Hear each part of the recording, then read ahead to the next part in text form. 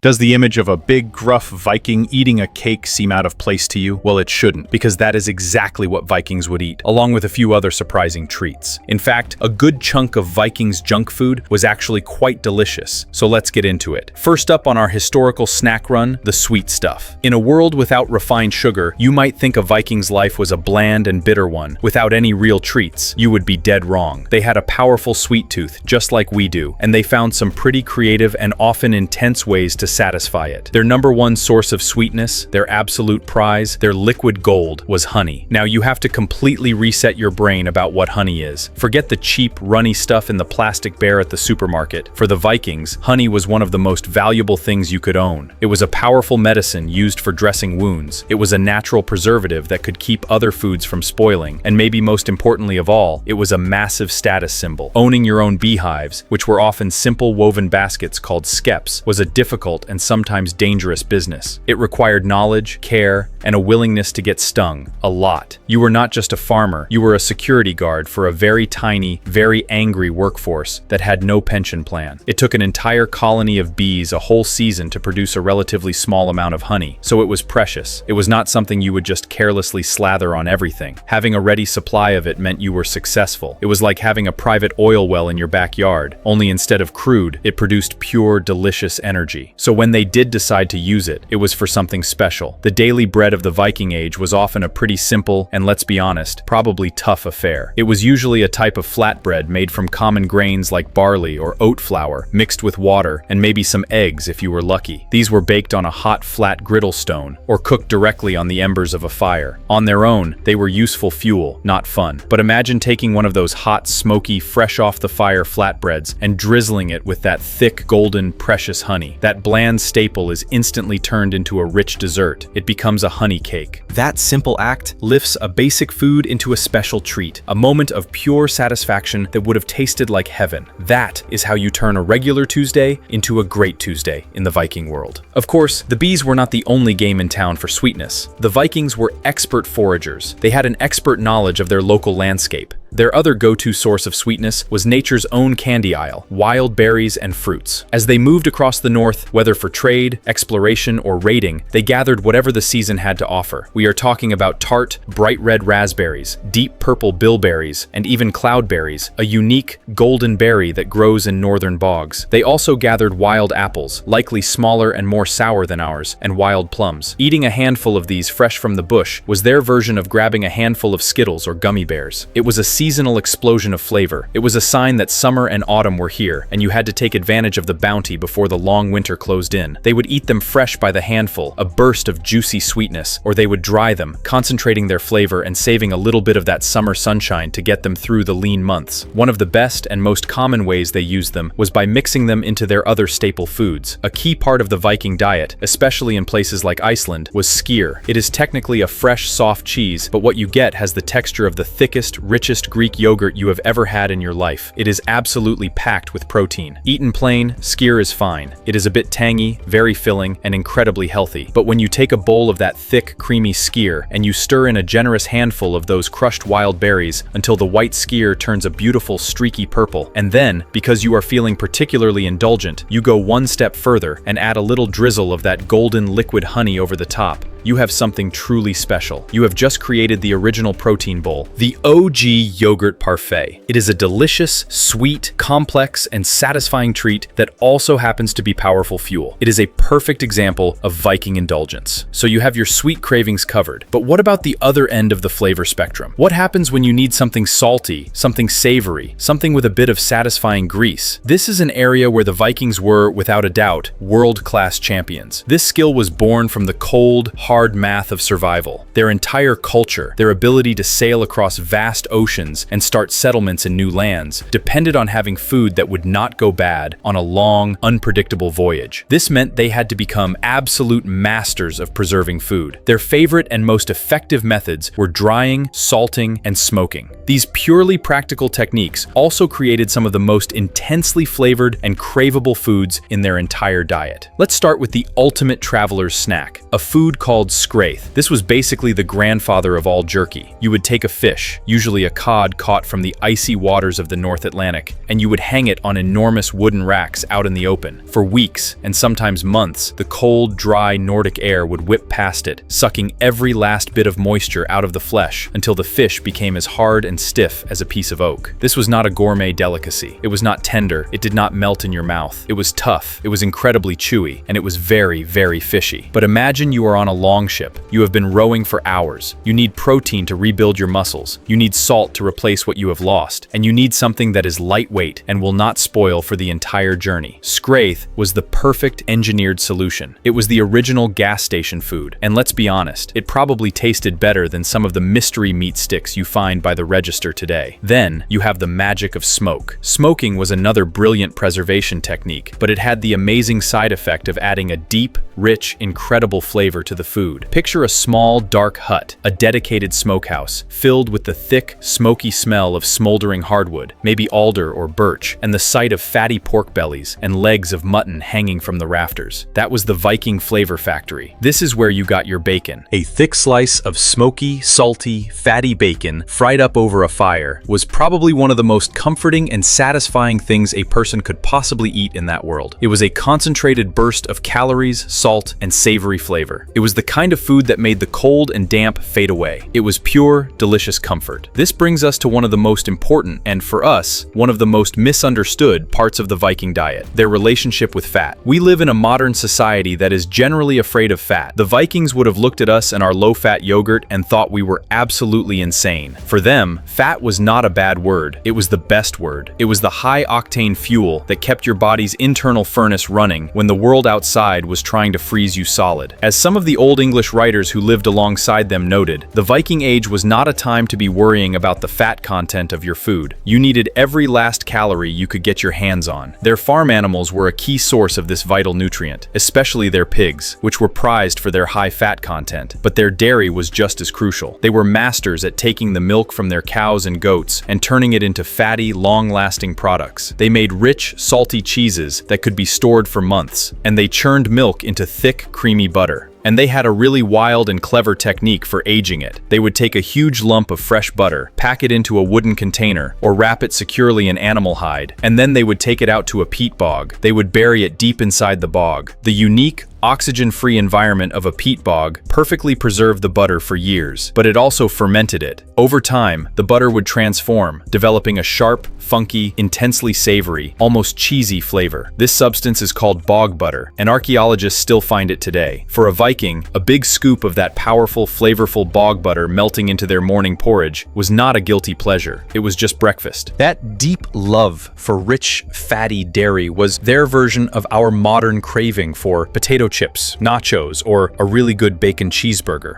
And that feeling of deep, fatty comfort often came from a single bubbling pot that sat over the central fire pit in the middle of the longhouse. While we might have this image of Vikings constantly feasting on huge legs of mutton, the daily reality for most people was probably a simple but hearty stew that they called a pottage. This was the original one-pot wonder, the Viking crock pot. You would throw in whatever you had on hand, some scraps of meat, some root vegetables from the garden like carrots, turnips, and onions, some grains like barley to thicken it. You would let it all simmer away for hours, filling the smoky longhouse with a warm, inviting, and delicious smell. And the secret ingredient was a generous spoonful of animal lard, or that precious butter, adding that essential fat, flavor, and much-needed calories. It was the ultimate set-it-and-forget-it meal, a warm welcome for a tired warrior or a farmer coming in from the cold fields. But all of these things we have talked about, the honey cakes, the jerky, the buttery stews, these were the everyday indulgences, the little things that made life better. The real, over-the-top, legendary Viking gluttony was reserved for one very special occasion, the feast. A feast in the Viking world was not just a big dinner party. It was a massive social and political event. It was how a chieftain or a king showed his wealth,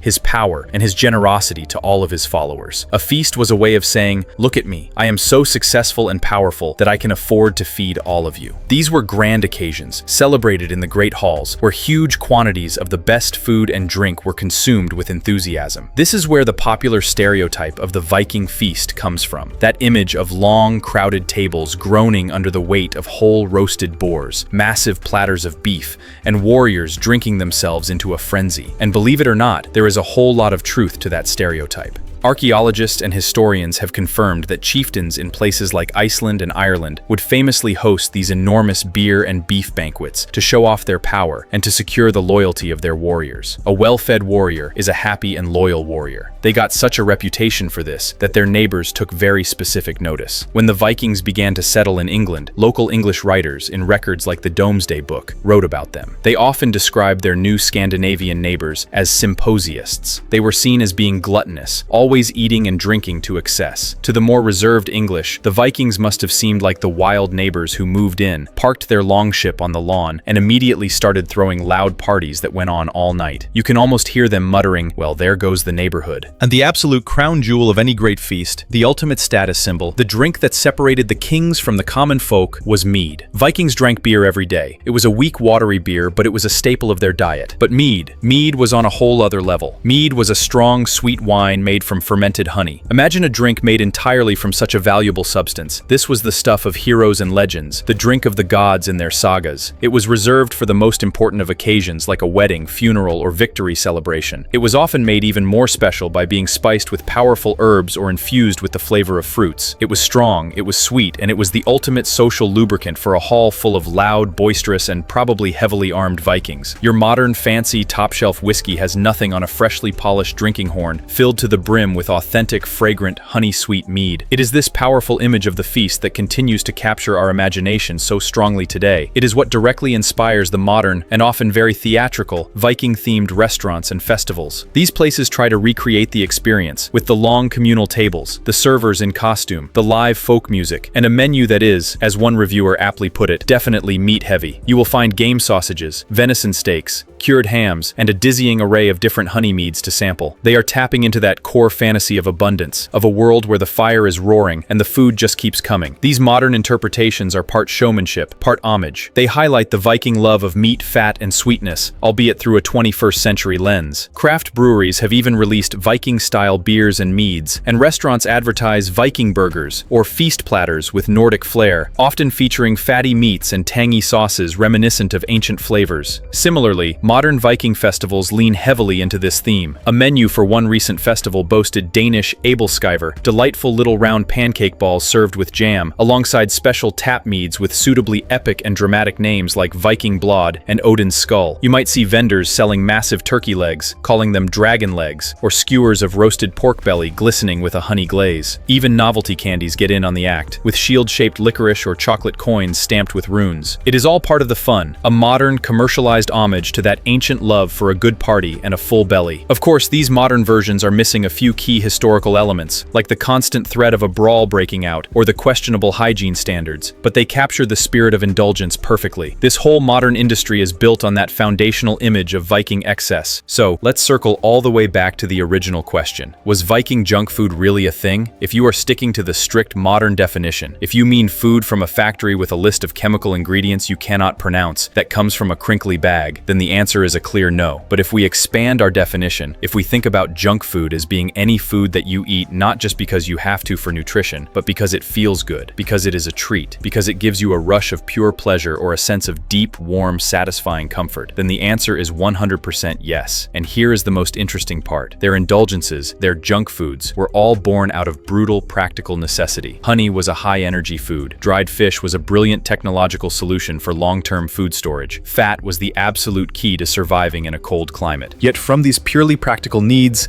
they created foods that scratched the same exact itch, that fulfilled the same exact craving that our modern junk food does today. It is a powerful and fascinating reminder that 1,000 years of technological advancement has not really changed our fundamental human wiring. The human desire for comfort, pleasure, and indulgence remains the same. The Viking gnawing on a piece of tough, salty dried fish on a cold longship, and the modern guy eating a bag of jerky on a road trip are connected by that same unchanging fundamental need. So the next time you find yourself grabbing a bag of high-quality beef jerky, or maybe trying a craft mead at a local pub, just take a second. Give a little nod to your inner Viking. You are not just eating a snack, you are taking part in a tradition that is very, very old. And if you had a good time raiding the past with us today, do us a favor and pillage that like button and subscribe for more journeys into the fascinating and often surprising world of Midgard living.